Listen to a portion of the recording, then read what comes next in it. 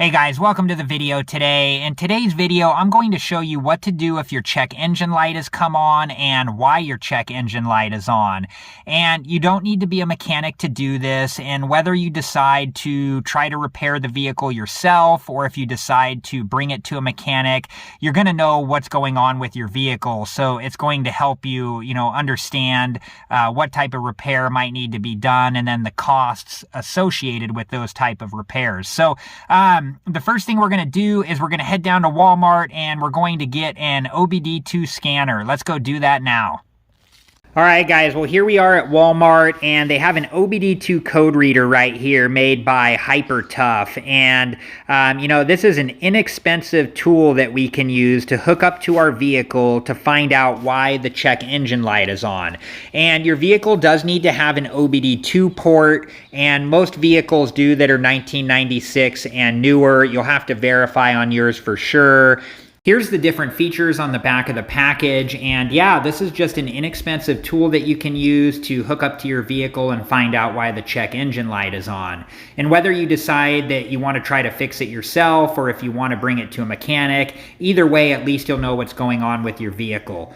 Okay, let me go ahead and pay for this, and let's head back to the garage.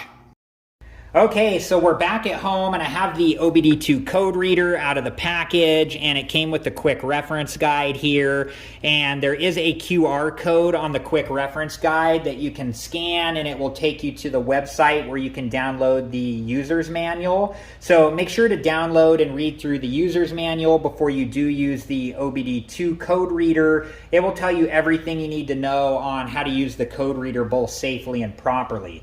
So your vehicle does need an OBD2 port, and most vehicles that are 1996 and newer will have the OBD2 port. And most of the time it's going to be on the driver's side underneath the dash. If yours isn't there, you're going to have to do some research, look in your owner's manual or look online to see where it might be. But I'm going to show you right now where it is on my 2006 Toyota Corolla.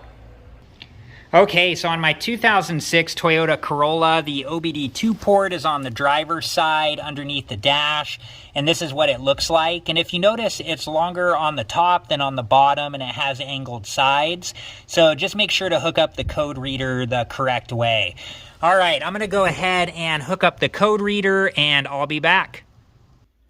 Okay, so here's what the OBD2 code reader looks like when it's plugged in, and you do need to turn your vehicle to the on position. You don't need to start your vehicle up, but you do need it to the on position so your vehicle's onboard computer can communicate with the OBD2 code reader.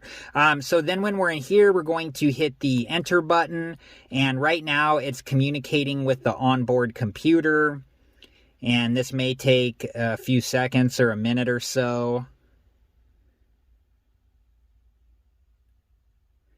And, okay, so it's given us some information here, telling us about one code found, and it's talking about the different monitors. And I will talk about that in a different video. I'll give a full review on how to use this OBD2 code reader. But for this video, I'm just going to show you how to read the codes and then what you can do with this information. So the very first option there is read code. So we're going to hit the enter button.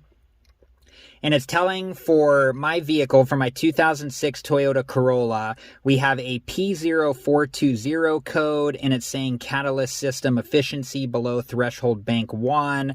And then if you look up here too, you can see that it says 1 of 2. So that means that there's 2 codes in my vehicle. And it looks like this one is the same code. And if you look next to it, it's got a little PD, which means pending. So this code is sitting in the pending system on the onboard computer, and it's also a code that has triggered the check engine light. So from here, what you would do, because catalyst system efficiency below threshold bank 1, unless you're a mechanic and do this for a living, we're not going to know what that means. So this is when you would go to the internet and you would do some research and see what that information might mean for your vehicle.